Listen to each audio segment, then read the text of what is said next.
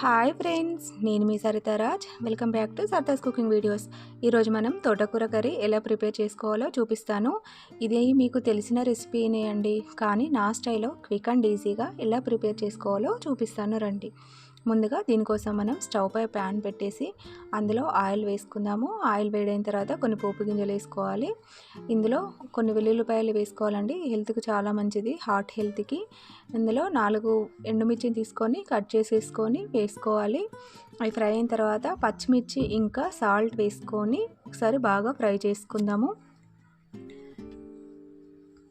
ఇది ఫ్రై అయిన తర్వాత ముందుగా మనం కట్ చేసి బాగా క్లీన్ చేసుకున్న తోటకూరను ప్యాన్లో వేసుకొని ఒకసారి కలుపుకుందాము. ఇందులోనే మనము సన్నగా తరిగి పెట్టుకున్న ఉల్లిపాయల్ని, టమాటో ముక్కల్ని కూడా వేసుకొని ఒకసారి మూత పెట్టేద్దాం. ఇది ఒక 5 minutes కుక్ అవ్వనివ్వాలి. ఒకసారి మూత తీసి చూద్దాము. ఇలా కుక్ అయిపోయిందండి, ఆల్మోస్ట్ 70% కుక్ అయిపోయింది. ఇప్పుడు ఒక్కసారి కలుపుకుందాము దీన్ని.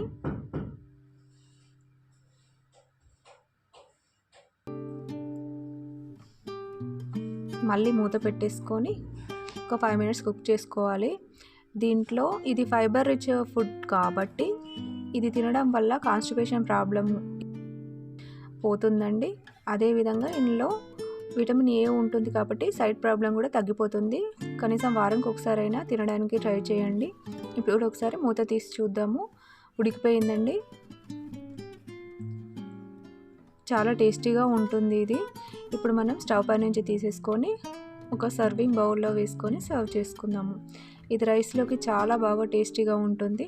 మీరు కూడా ఒకసారి ట్రై చేసి చూడండి. ఇలాంటి మరిన్ని మంచి మంచి రెసిపీస్ కోసం నా సరితాస్ కుకింగ్ వీడియోస్ని సబ్స్క్రైబ్ చేసుకోండి. Thank you so much for watching my videos.